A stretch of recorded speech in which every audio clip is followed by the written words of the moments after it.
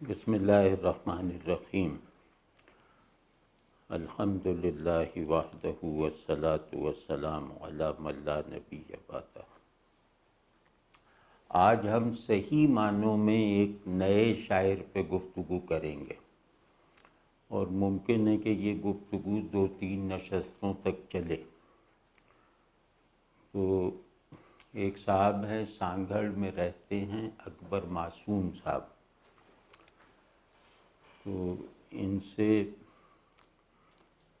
میرا بہت محبت کا تعلق ہے، لیکن ملاقاتیں 2-4 سے زیادہ نہیں ہیں۔ یہ شخصیت کے اعتبار سے بھی اور اپنے تخلیقی ٹیلنٹ کے حساب سے بھی بہت منفرد آدمی ہیں۔ ان کے ساتھ کچھ صحت وغیرہ کی مجبوریاں ہیں، جس کی وجہ سے یہ ایک لگی بندھی زندگی گزارتے ہیں، اور اپنی ان مشکلات کو، یعنی وہ مشکلات جو ان کے جسم پر مسلط ہیں، ان مشکلات کو انہوں نے اپنے ذہن، اپنے قلب یا شخصیت کی تعمیر کرنے والے زیادہ طاقتور عناصر پر اثر انداز نہیں ہونے دیا۔ مطلب یہ میرے لیے تخلیقی صلاحیت کے ساتھ ساتھ ایک جذبہ وجود کے حامل کے طور پر بھی قابل رشک ہیں۔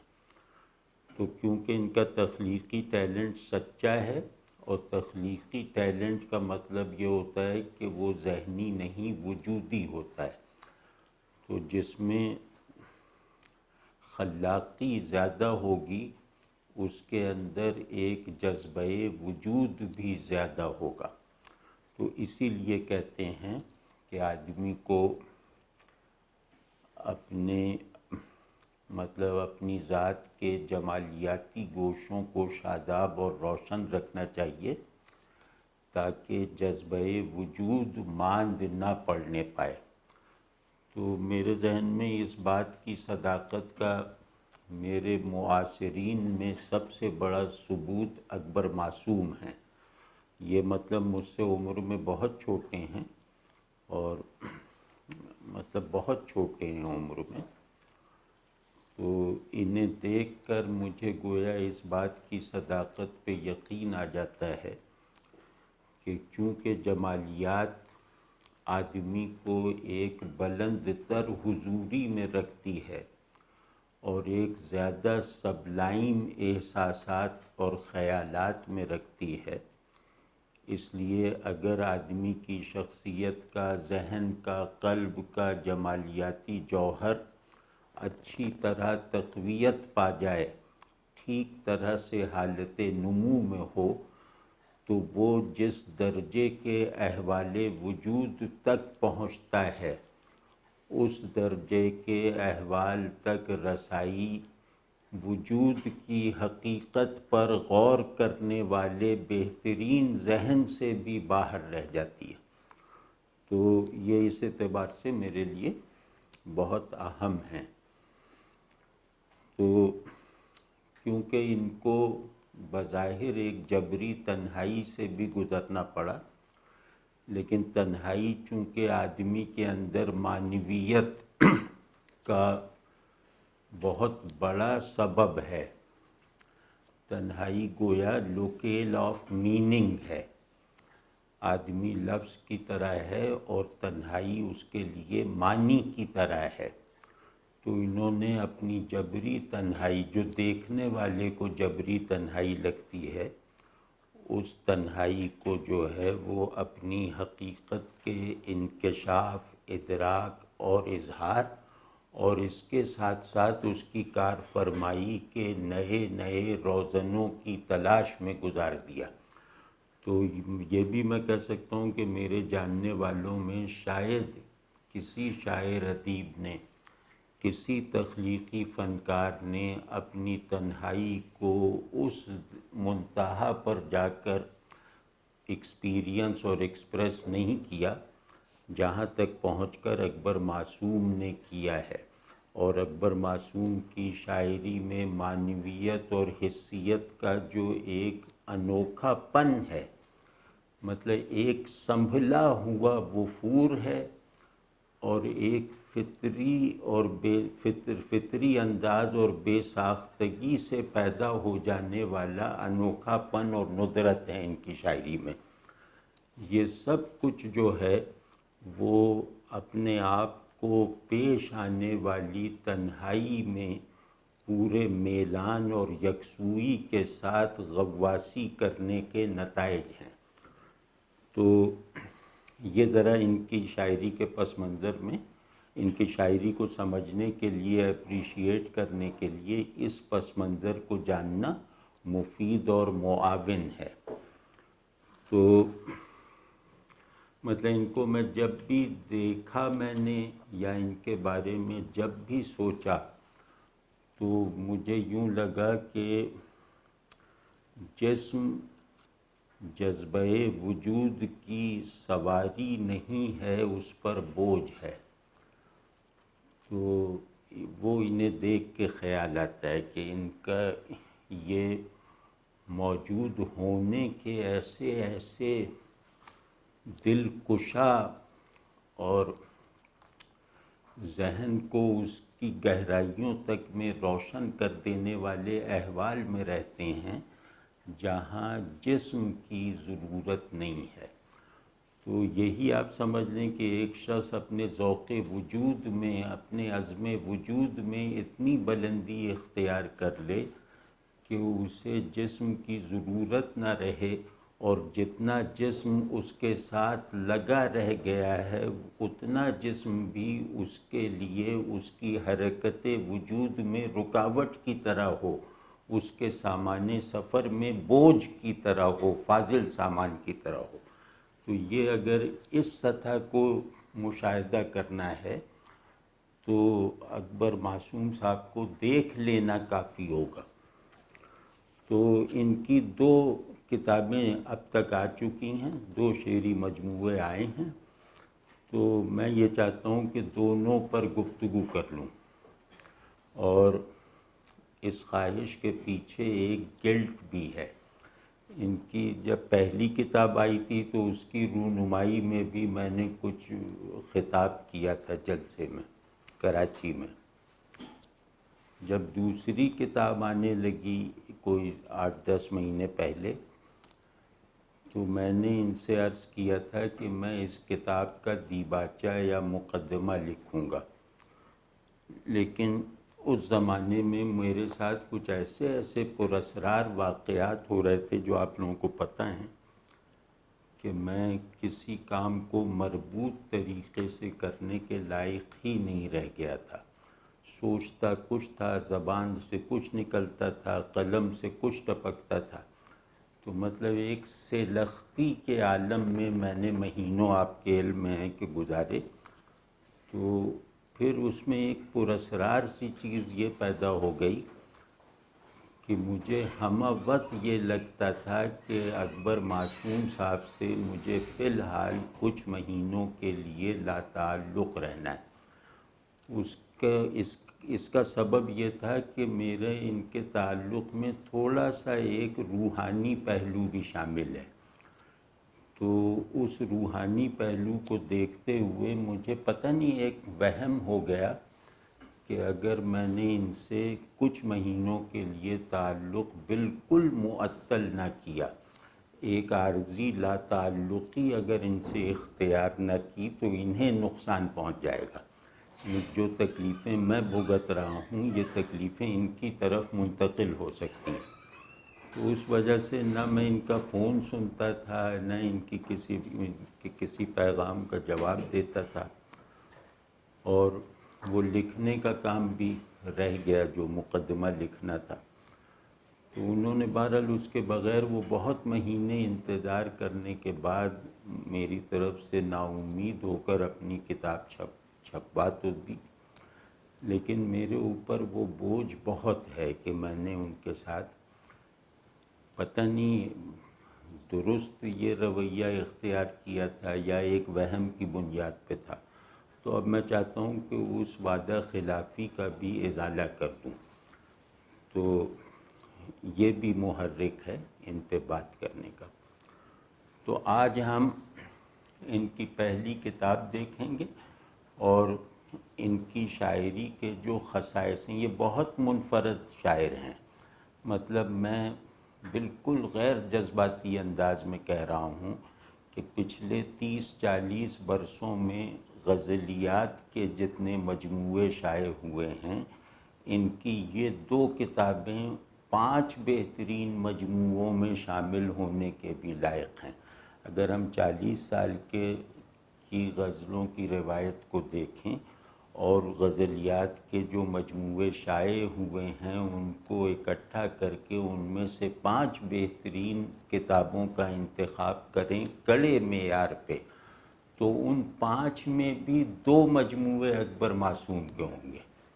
تو یہ بہت ہی اچھے، بہت خوشگوار، اور ایسا لگتا ہے کہ یہ ایکچول زندگی کی تلخیوں کے متوازی ایک ذرا رومانٹیسائزڈ آئیڈیل زندگی کی شیرینی کا دھارا بہا دیتے ہیں.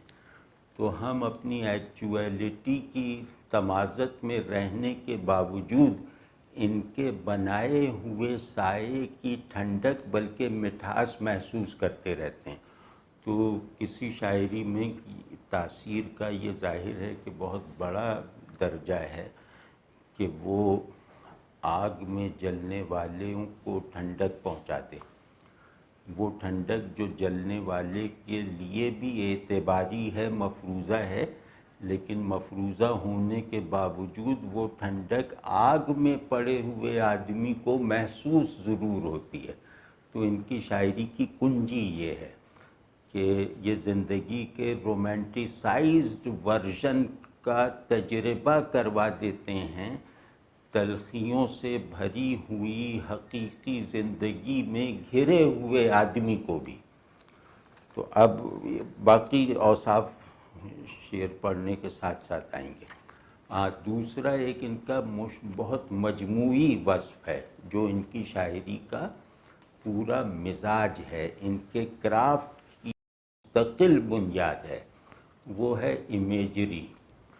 تو یہ اگر کوئی صاحب اپنے ذہن میں محفوظ کر لیں کہ امیجری پہ میں تفصیل سے بتاؤں گا کہ امیجری کہتے کسے ہیں، تو وہ بتانے کے بعد پھر میں یہ دکھانے کی کوشش کروں گا کہ امیجری کی بہترین تعریفات میں سے اکثر چیزیں اکبر معصوم کی شاعری میں بروئے کار ہیں. تو امیجری شاعری میں حسن کا سب سے بڑا ٹول ہوتا ہے. یعنی شاعری جو ہے وہ بیوٹیفیکیشن آف آبجیکٹس ہے، تو اس عمل میں جو سب سے طاقتور ٹول ہے وہ امیجری ہوتا ہے. امیجری کہتے ہیں بیوٹیفائی کر دینا، چیزوں کو بیوٹیفائی کر دینا، انہیں دکھا کر یا انہیں محسوس کروا کر یا ذہن میں ان کی فارمز بنا کر. یعنی ان امیجری کا حصہ بن جانے کے بعد شے، خیال اور لفظ اپنی حقیقی فارم سے زیادہ بامعنی اور خوبصورت ہو جاتا ہے. یہ ہے امیجری جو شاعری کے لیے ریڑھ کی ہڈی کی حیثیت رکھتی ہے. تو امیجری میں بھی اپنے معاصرین کی اکثریت سے بہت زیادہ آگے ہونے کا سبب ایک سبب یہ بھی ہے، جیسا کہ میں نے ابتدا میں عرض کیا کہ اکبر معصوم صاحب کی جسمانی موومنٹس ریسٹرکٹڈ ہیں، محدود ہیں. تو انہوں نے جسمانی حرکت کے محدود ہو جانے کو سبب بنا لیا اپنی روحانی حرکت کے غیر محدود ہو جانے کا، اپنی ذہنی موومنٹ کے مسلسل ہو جانے کا سبب بنا دیا جسم کی محدود حرکت کو. تو یہ بہت مطلب جو بڑی شخصیت ہوتی ہے اس کے لیے اس کی قوت اتنی مفید نہیں ہوتی جتنی کمزوری ہوتی ہے۔ بڑی شخصیت اپنی کمزوری کو اپنی تعمیر میں زیادہ استعمال کرتا ہے اپنی مضبوطی کے مقابلے میں، کیونکہ کمزوری کو اسے بیلنس کرنا پڑتا ہے ایک متبادل غیر موجود قوت سے، یعنی کمزوری جس سطح وجود پر ہے اسی سطح وجود پر اسے بیلنس کرنے کے لیے ایک متوازی آئیڈیا آف پاور کو وہ اپنے اندر جنریٹ کر لیتا ہے۔ تو اس میں نے اگر کسی کو کامیاب ہوتے دیکھا ہے اپنے جاننے والوں کو تو وہ اکبر معصوم ہیں۔ تو ان کے مسائل کیونکہ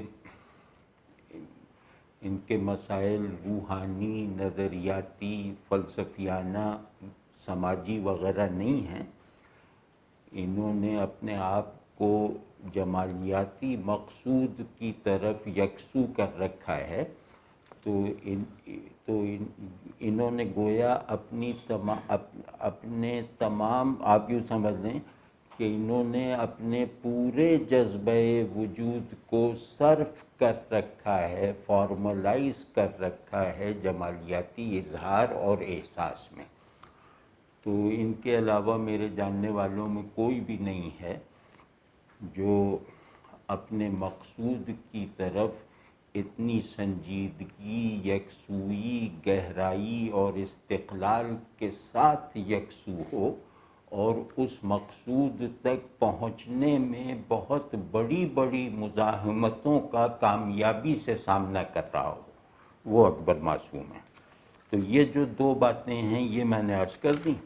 اور تیسری بات یہ ہے کہ جدید شاعروں میں اگر کہا جائے کہ سہل ممتنع کی زیادہ مثالیں کہاں ہیں، تو میں بلا تکلف اردو کے تمام غزل گو جدید شاعروں کے مقابلے میں اکبر معصوم صاحب کا نام سب سے پہلے پیش کروں گا کہ ان کے یہاں اظہار میں سادگی، احساس میں شفافیت اور امیج میں جو ہے نا وہ ایک طرح کی جیسے روشن سی پاکیزگی ہے۔ تو ان سب نے مل کر ان کے شعر کو ایسا بنا دیا ہے کہ وہ کئی جگہوں پہ محسوس ہوتا ہے کہ سہل ممتنع میں ہے۔ تو ان کے بیشتر اچھے اشعار گویا سہل ممتنع کی بہترین مثالیں ہیں۔ سہل ممتنع کا مطلب یہ ہے کہ سادہ اظہار کو پیچیدہ حقائق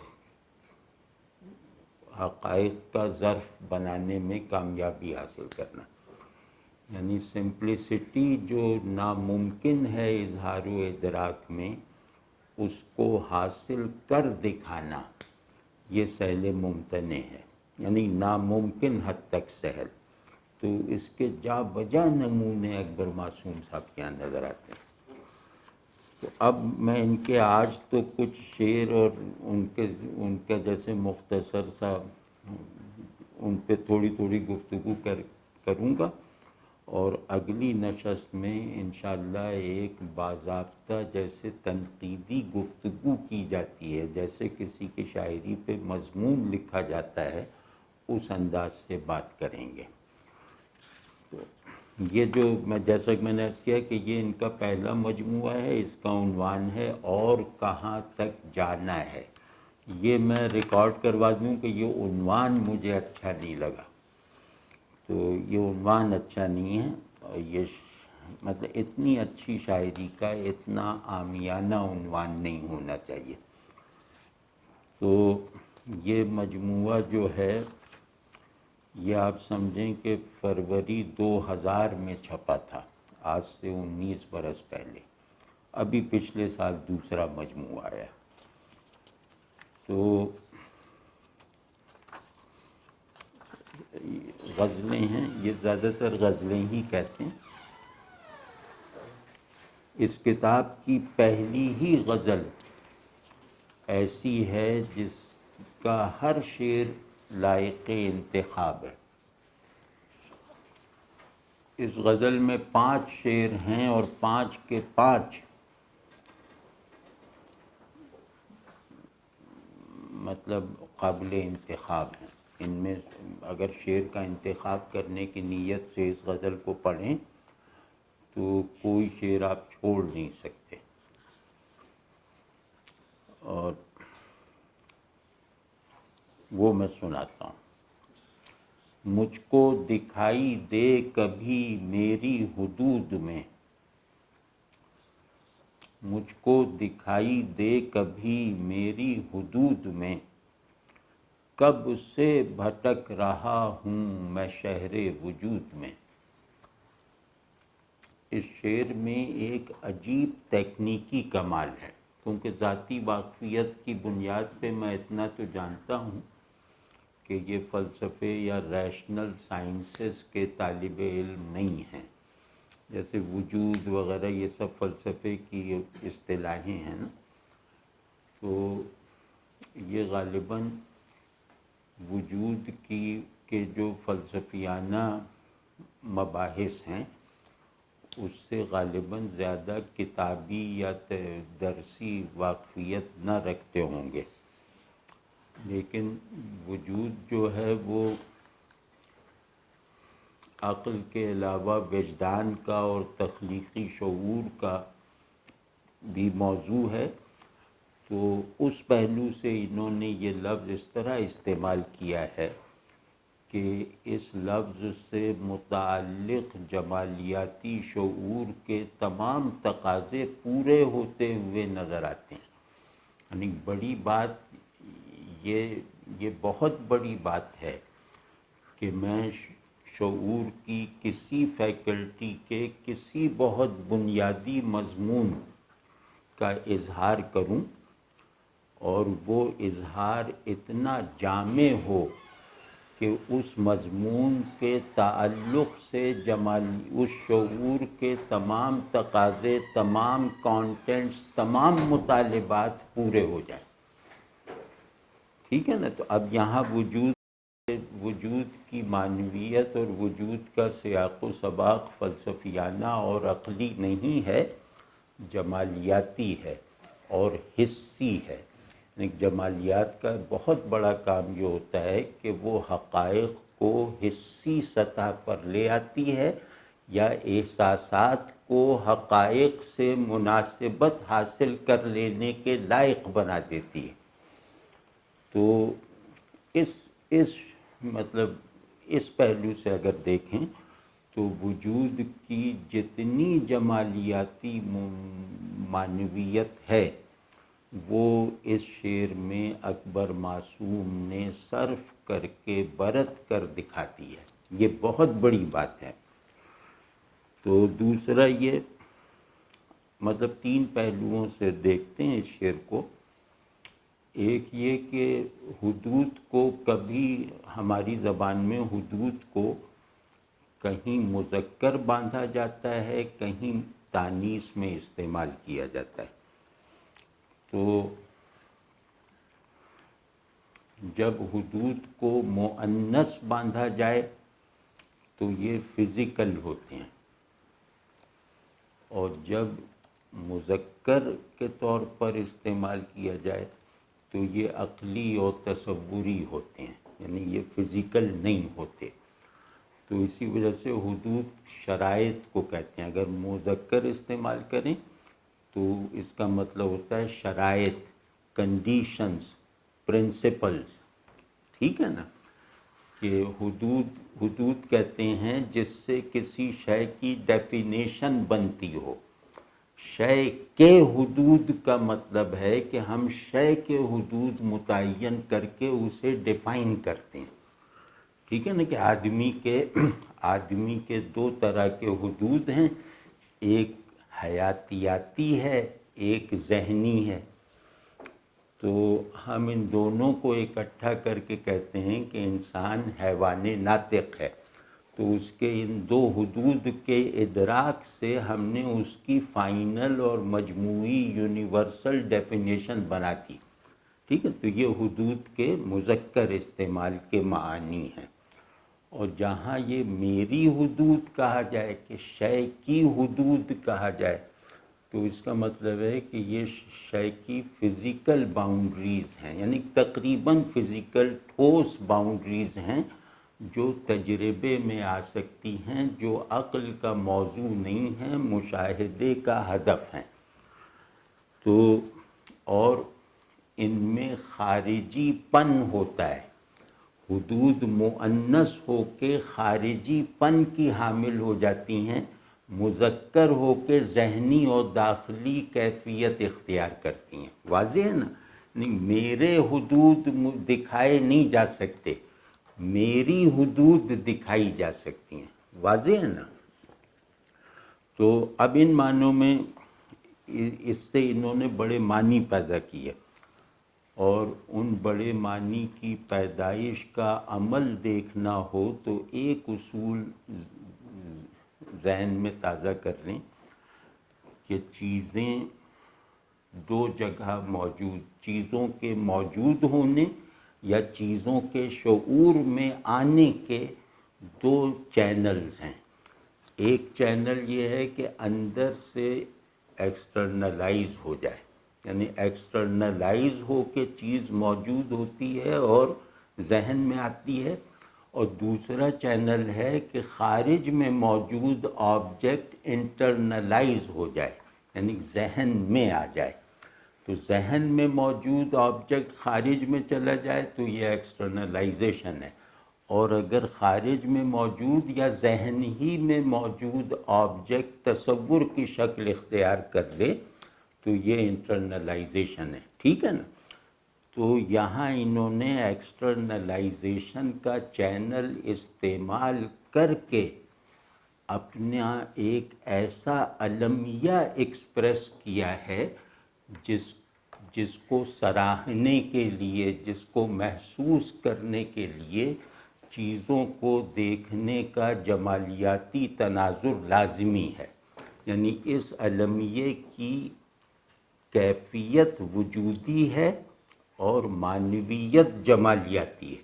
اب یہ جملے یا اس طرح کے فقرے آج کل کے شاعروں میں پر نہیں کہے جا سکتے، لیکن اکبر معصوم کے اشعار ایسے ہیں کہ وہ اپنے پرکھے جانے کے لیے، اپنی تحسین کے لیے ان معیارات کو کوالیفائی کرتے ہیں، مطلب یہ تقاضا کرتے ہیں کہ ان کو بلند جمالیاتی معیارات پر پرکھا جائے، ورنہ آج کل کی شاعری یہ تقاضا اپنے قاری سے نہیں کرتی کہ مجھے بلند تر معیارات پر پرکھو۔ دکھائی دے کے فریز سے مجھ کو دکھائی دے کبھی میری حدود میں، یعنی کیونکہ میری حدود دکھائی دے رہی ہیں، تو جس طرح میری حدود دکھائی دے رہی ہیں مجھ میں اور مجھ سے باہر، اسی طرح تو بھی دکھائی دے، جیسے کبھی ہے حقیقت منتظر نظر آ لباس مجاز میں۔ تو یہ اسی تمنا کو انہوں نے ملائم کر کے علمیاتی رنگ دے کر اس مصرعے میں بیان کیا۔ تو یہ تین تکنیکی محاسن ہیں، یہ مطلب احساساتی خوبیاں نہیں ہیں، یہ تخیلی اوصاف نہیں ہیں، امیجینیشن کے نتائج نہیں ہیں، یہ تکنیک کے کمالات ہیں، یعنی لفظ پر قدرت کے مظاہر ہیں۔ تو کب سے بھٹک رہا ہوں میں شہر وجود میں، شہر کا لفظ لا کر انہوں نے اور زیادہ واضح کر دیا کہ یہ صورتحال ان کے باہر ہے، یہ جس کو دیکھنا چاہتے ہیں اسے اپنے باہر موجود دکھائی دے سکنے والے آبجیکٹس کی طرح دیکھنا چاہتے ہیں۔ ٹھیک ہے نا؟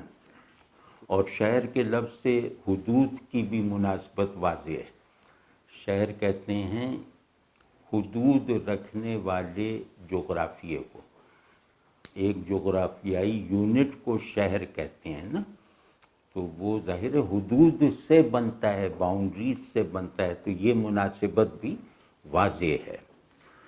تو اور پھر شہر میں ایک دوسرا قرینہ یہ ہے کہ اگر یہ کہیں کہ جہان وجود میں، تو یہ دیکھنے کا مطالبہ کر رہے ہیں، لیکن پورا جہان ان کی آنکھ کا منظر نہیں بن سکتا، تو انہوں نے لوکیل آف دید یعنی حدود دید جو بنائے ہیں وہ ہیں جن حدود کا ان کی آنکھ احاطہ کر سکتی ہے۔ تو شہر پر آنکھ فوکس کر سکتی ہے، شہر کو پورا دیکھ سکتی ہے، دہر کو اور وہ کیا نام ہے کائنات کو یا جہان کو پورا نہیں دیکھ سکتی۔ تو کہہ رہے ہیں کہ میرے دائرے دید میں آ جا۔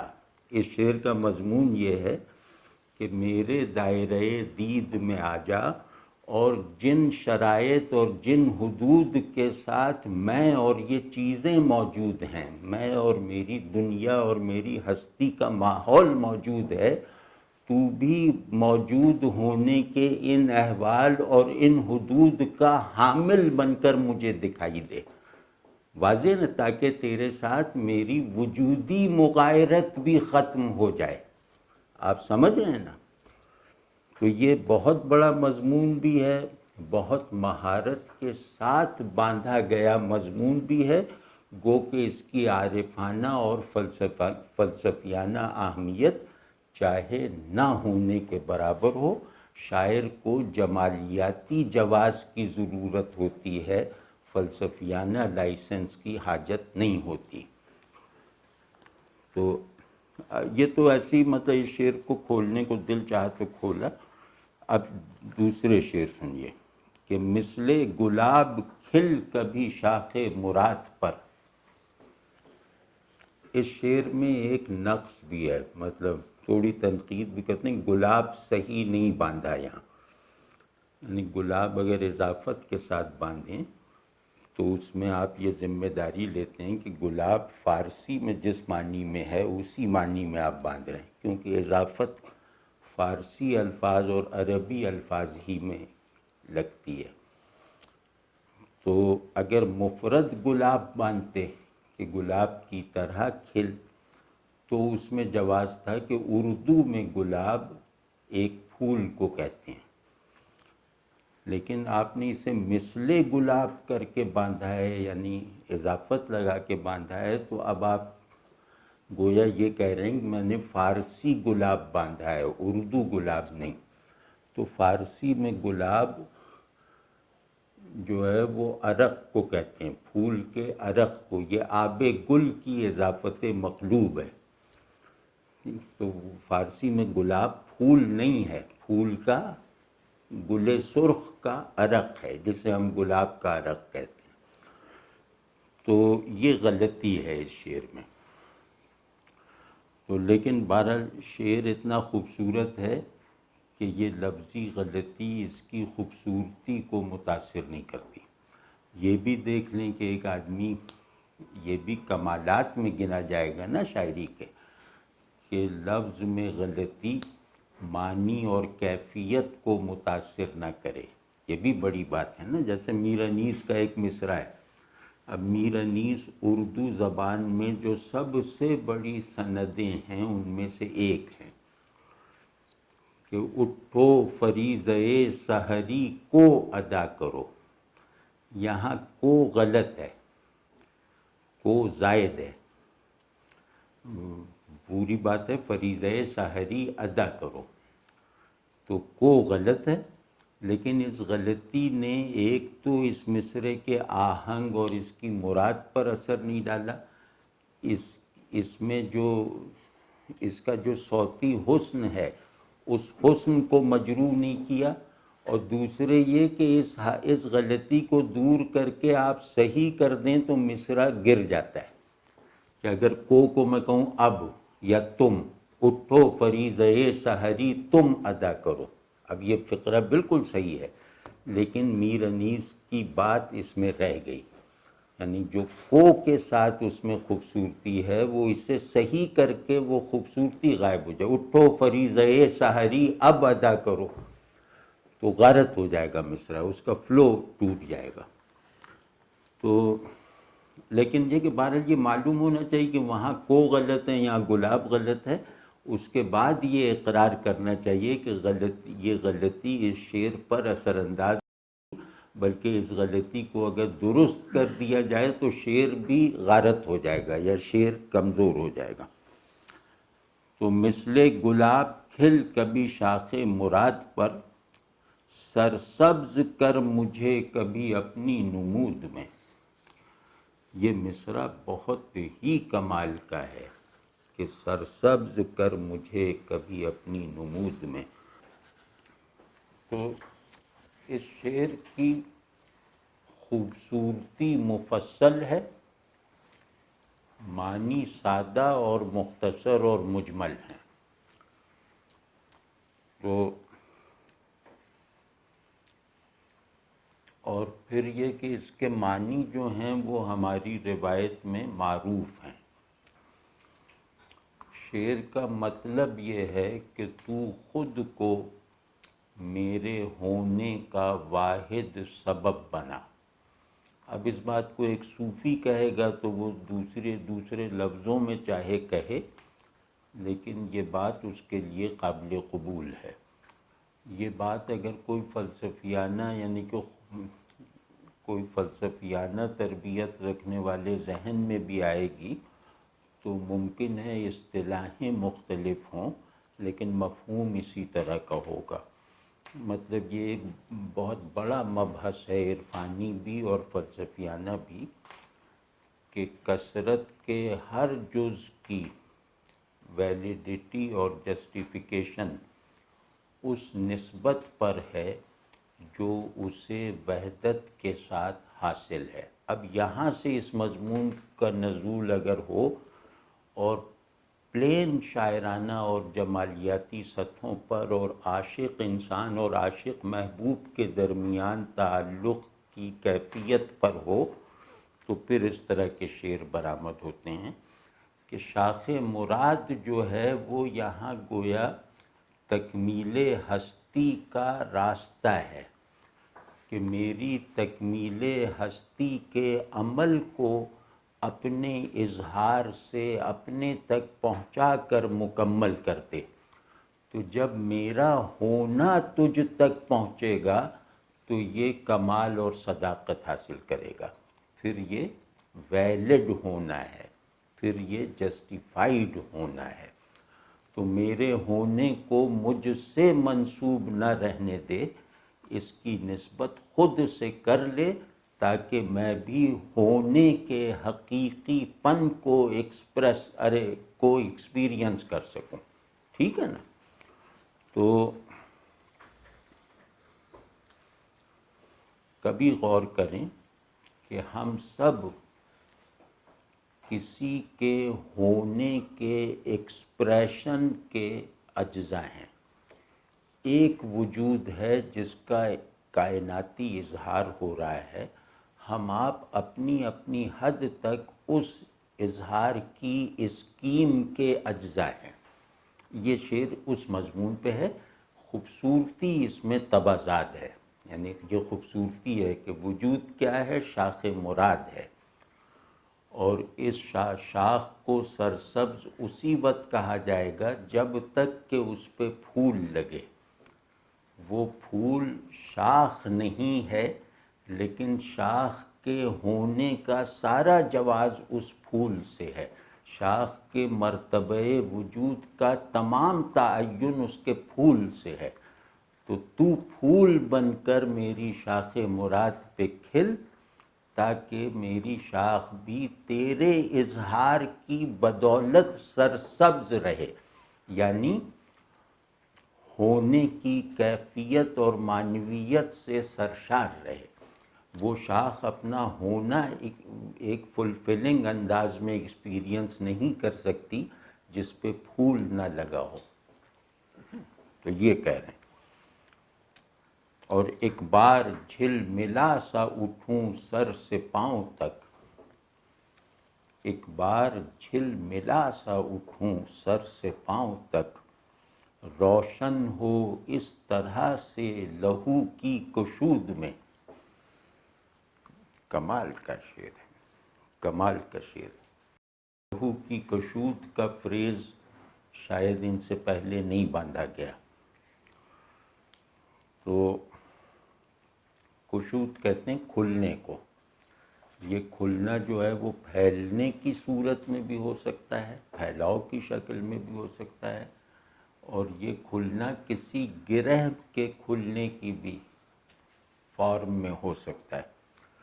تو کشودن کے دو ہی مصدر ہیں، مشکل حل ہونا گرہ کھلنا، اور ایکسپینشن کھلنا اوپننگ. کہ میرا نظم ہستی جس نظام حرکت پر استوار ہے، میں موجود ہوں، اس کا مطلب ہے کہ وجود کا ایک نظام حرکت میرے اندر چل رہا ہے، وہ ہے گردش خون. ٹھیک ہے نا، یعنی خون کی گردش رک جائے تو میری ہستی کا نظام معطل ہو جائے گا، ڈھہ جائے گا. تو اب یہ کہہ رہے ہیں کہ میرے ہونے کا سبب جو حرکت وجودی ہے، اس حرکت وجودی میں تیرے شامل نہ ہونے کی وجہ سے گرہیں پڑ گئی ہیں، کلاٹس بن گئے ہیں. میرے خون ہستی میں تیری نسبت سے محروم رہ جانے کی وجہ سے کلاٹس بن رہے ہیں، پھٹکیاں بن گئی ہیں، گرہیں پیدا ہو گئی ہیں. تو اگر تو میرے نظم ہستی کی حرکت بن جائے گردش خون کے بجائے، تو اگر گردش خون میں حرکت کا خود سبب بن جائے، تو پھر جس خون کی گردش نے مجھے مرجھا رکھا ہے، تیرے شامل ہو جانے کی وجہ سے میں اس سے روشن ہو جاؤں گا، میں اس سے کھل اٹھوں گا. آپ سمجھیں نا کہ میرے ہونے کو ہونے کی ایک عام سادہ اور بورنگ اور مایوس کن اور اداس کر دینے والی سطح تک نہ رکھ، بلکہ اس کے اندر ہونے کی وہ سرشاری اور فلفلمنٹ بھی ڈال دے جو تیری شمولیت کے بغیر ممکن نہیں ہے. تو اے کاش کہ تو میرا نظام ہستی بن جائے، تاکہ میں وجود کی اس نورانیت سے روشن ہو جاؤں جو نورانیت صرف اور صرف تیری پراپرٹی ہے.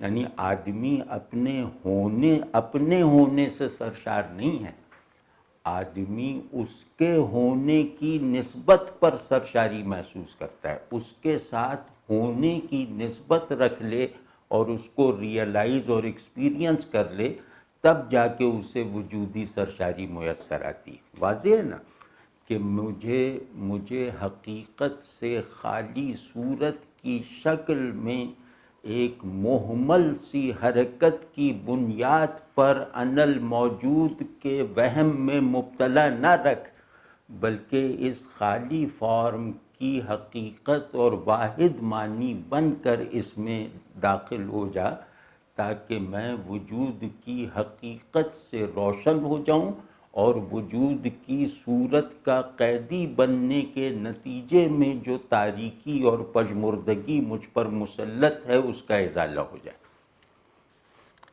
آپ ذرا غور کیجئے کہ یہ علمیے کی دو سطحیں ہوتی ہیں. بڑی شاعری وغیرہ کا سب سے بڑا دار و مدار علمیے پر ہوتا ہے. جو شاعر جتنا بڑا علمیہ کریٹ کر دے اس حساب سے وہ بڑا ہوتا ہے. واضح ہے نا؟ تو علمیے کی دو سطحیں ہیں. ایک علمیہ تاریخی ہوتا ہے جو ناکامی کی شکل میں ہوتا ہے، اور ایک علمیہ وجودی ہوتا ہے جو خلا کی صورت میں ہوتا ہے. تو بڑا علمیہ وجودی اور داخلی ہوتا ہے، چھوٹا علمیہ تاریخی ہوتا ہے. یعنی تاریخ میں ناکامی سے علمیہ پیدا ہوتا ہے اور وجود میں خلا سے علمیہ پیدا ہوتا ہے. آپ سمجھ؟ تو یہ آپ دیکھ رہے ہیں کہ تینوں شعر وجودی علمیے پر دلالت کر رہے ہیں. یہ تینوں شعر ایک وجودی علمیے کے احوال اور اس کے مناسب حال اظہار پر مبنی ہیں. کمال ہے. تاریخی علمیے سے خوبصورتی پیدا ہونا مشکل ہے.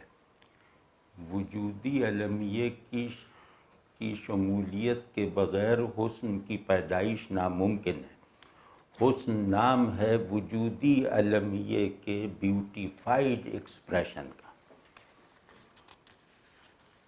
نہیں، اس کو پھر سے کہتا ہوں، حسن جو ہے وہ حسن کا کینوس وہ خلا ہے جو وجود میں ریئلائز اور ایکسپیرینس ہوتا ہے. وہ ڈسٹرکشن نہیں ہے جو تاریخ کی اکھاڑ پچھاڑ سے پیدا ہوتی.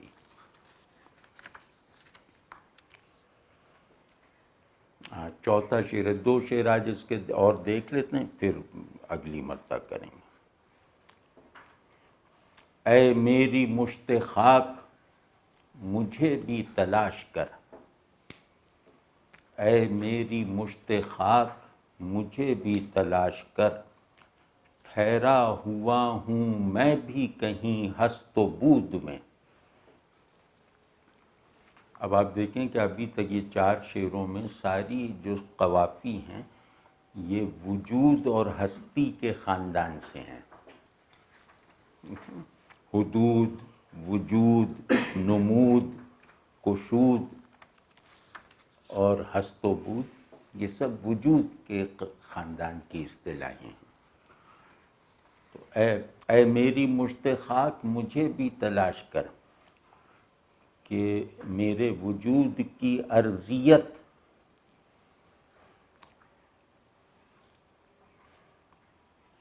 مطلب یہ کہا جا رہا ہے کہ اے میرے وجود کی ارضیت، میرے ہونے کی افلاکیت کو تلاش کر. یعنی آدمی موجود کن معنوں میں ہے کہ اس کی ایک قوس افلاکی ہے اور نچلی قوس زمینی ہے. تو کہہ رہے ہیں کہ اے میرے زمینی وجود، میرے افلاکی وجود کو تلاش کر کے اسے بھی اسی طرح ابھار اور لائق احساس بنا جیسے کہ تو خود ہے. آپ سمجھ رہے ہیں؟ یعنی میری ارضیت اور میری سماویت کو یکجان ہونا چاہیے، اس تمنا سے یہ شعر پیدا ہوا ہے. ٹھیک ہے. اور ہست و بود کا مطلب، ہست و بود کہتے ہیں عالم وجود کو، یعنی جو locale of being, locale of existence ہے، اسے ہست و بود کہتے ہیں. کہ میں دائرہ وجود میں ہونے کا احساس تو رکھتا ہوں، میں یہ تو جانتا ہوں کہ میں دائرہ وجود میں ہوں، لیکن خود وجود ہونے کے ایک نہایت ضروری ایکسپیرینس اور ریئلائزیشن سے محروم ہوں. تو اس کو وہ اب اس میں المیہ بھی ہے اور ایک عجیب طرح کا ٹویسٹ بھی ہے اس میں کہ جس سطح وجود نے انہیں وجود کے پورے تجربے سے محروم کر رکھا ہے، اسی سطح وجود سے یہ تقاضا کیا جا رہا ہے کہ اپنے سے برتر درجہ وجود تک مجھے پہنچا، تاکہ میں وجود کو اس کی حقیقت، پیورٹی اور کلیت کے ساتھ انڈیویجولائز کر سکوں، انٹرنلائز کر سکوں، اپنے آپ سے منسوب کرنے کی قوت اور قابلیت حاصل کر سکوں. کمال ہے. اور اے میری مشت خاک مجھے بھی تلاش کر، اس مصرے میں اتنی پیچیدگی ہے اور یہ پیچیدگی بہت خوبصورتی کے ساتھ ہے کہ ایک شخص نے اپنے آپ کو دو لخت کرنے میں کامیابی حاصل کر لی، کیونکہ اس کی اس کا ایک حصہ مشت خاک ہے اور دوسرا حصہ جو ہے وہ ماہ افلاک ہے. تو اب ماہ افلاک شانت ہے، اس میں حرکت نہیں ہے کیونکہ وہ منزل ہے، منزل متحرک نہیں ہوتی. اور جو مشت خاک ہے یہ اسفل درجہ وجود ہے، جسمانیت ہے، اور یہ متحرک ہے کیونکہ یہ راستہ ہے. راستے کی شرط ہے کہ اس پہ حرکت کا نظام رائج ہو، منزل کا تقاضا ہے کہ وہ حالت سکون میں ہو، یعنی وہ حرکت سے ماورا ہو. تو اب یہ کہہ رہے ہیں کہ اے میری حرکت وجود، مجھے اپنے وجود کے اطمینان تک پہنچا. تو گویا آدمی اپنی حقیقت کی تلاش اپنی صورت کی حرکت سے کرتا ہے. آدمی اپنی روح تک پہنچنے کا عمل اپنے جسم کو متحرک کر کے کرتا ہے. یہ اس میں کہا گیا. لیکن منظر اس کا اس تشریح اور بیان سے زیادہ خوبصورت ہے کہ کبھی آپ دیکھیں کہ ایک آدمی نے اپنے مشت خاک ہونے کی حیثیت کو اپنے سے خارج کر کے کائنات وجود میں ایک کیریکٹر کی شکل دے دی ہے، اپنے سے باہر کر دیا ہے. یہ بہت بڑا منظر ہے، بہت زبردست ہے ماشاءاللہ. اگلا شعر ہے کہ شام وصال تجھ سے مکر ہی نہ جاؤں میں. یہ تھوڑا ہلکا شعر ہے اور پچھلے 4 شعروں کے ساتھ مطلب جیسے تسلسل والی نسبت کم رکھتا ہے کہ شام وصال تجھ سے مکر ہی نہ جاؤں میں، اب اور کتنی دیر ہے تیرے ورود میں. تو اس شعر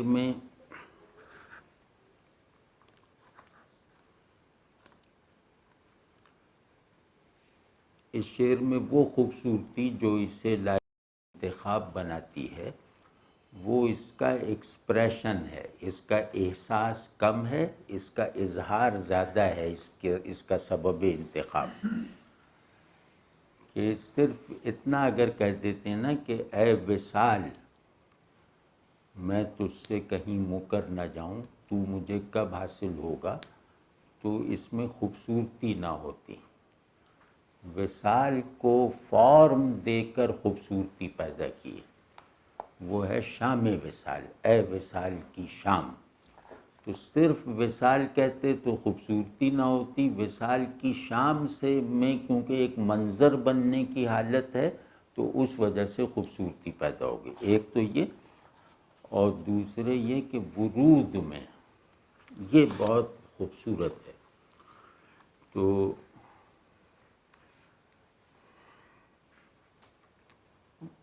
یہ بتا رہا ہے کہ محبوب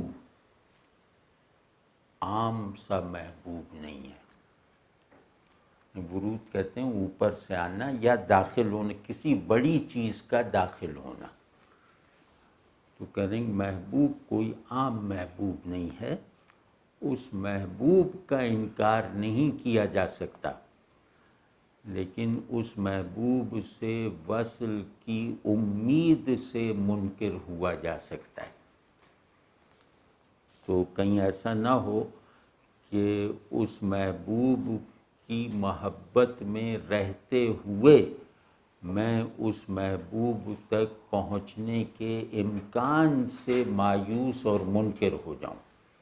تو میرا انکار اس محبوب کے ساتھ تعلق کی روایت کو متاثر کر دے گا. میرا انکار اس محبوب سے عشق کی شرائط کو مجروح کر دے گا. پھر لوگ اس طرح کی اس محبوب کو جیسے عاشق چاہیے، اگر میں اس کے وصال کا منکر ہو جاؤں تو اس درجے کے عاشق اسے نصیب نہیں ہو سکیں گے، کیونکہ عشق تمنائے وصال ہے.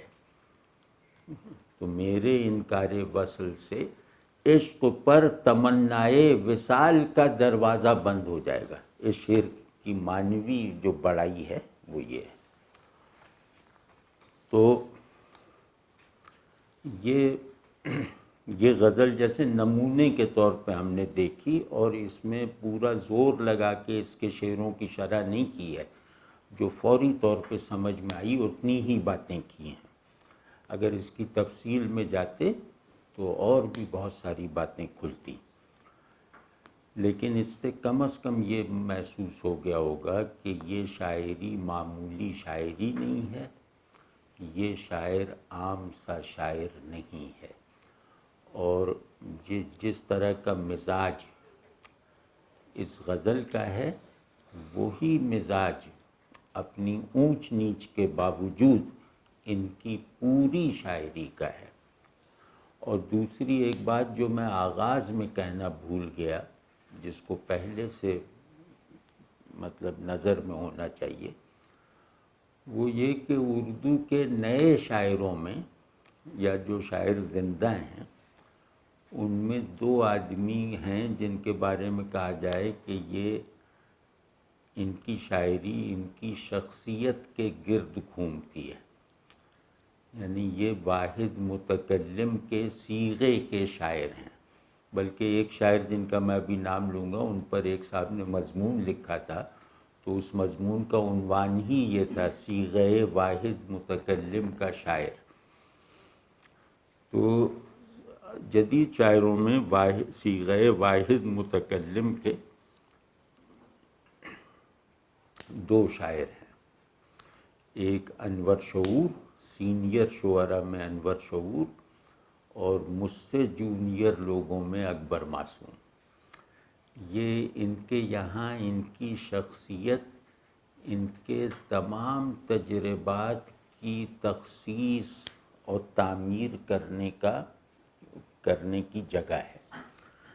ان کے یہاں تمام تجربات، خیالات اور افکار وغیرہ کے اینڈ میننگز جو ہیں وہ ان کی شخصیت کے حوالے سے پیدا ہوتے ہیں۔ تو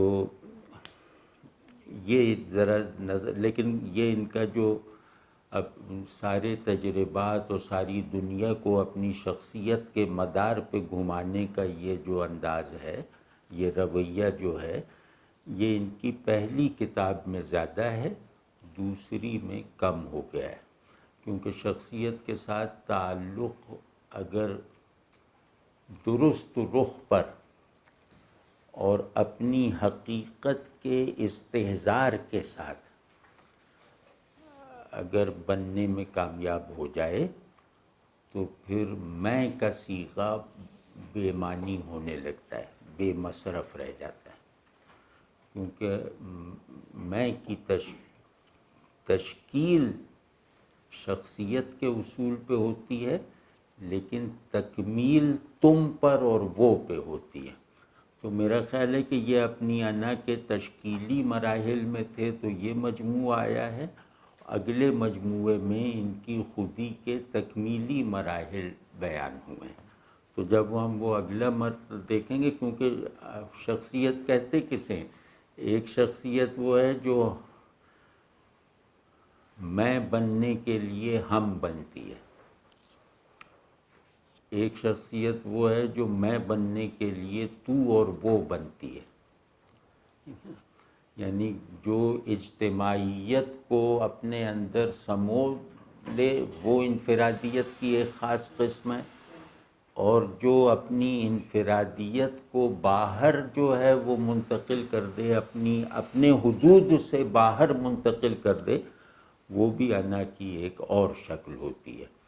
تو ان کے یہاں جو ہے وہ، کیونکہ یہ ان کا سب سے بامعنی تجربہ یہ خود ہے، تو لہٰذا ان کے اندر انا کی تشکیل، تخریب، تعمیر اور تکمیل کے تمام نفسیاتی اور جمالیاتی تقاضے بہت ہی شدت اور مہارت کے ساتھ پورے ہوتے ہوئے دکھائی دیتے ہیں۔ تو ان کی ساری شاعری جو ہے دراصل ان کی مسلسل نمو کا عمل ہے۔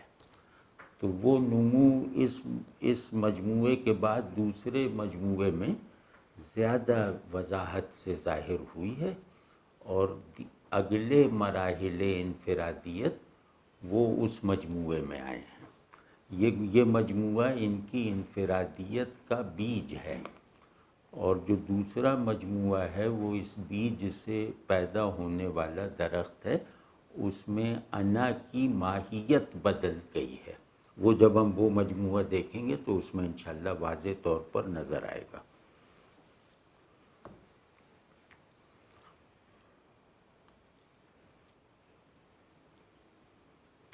آپ سمجھیں نا کہ اس کتاب میں تجربہ میں سے شروع ہو کر میں پہ ختم ہوتا ہے، دوسری کتاب میں تجربہ ہر تجربے کی طرح میں سے شروع ہوتا ہے لیکن میں پر ختم نہیں ہوتا۔ یہ انہوں نے سفر کیا ہے۔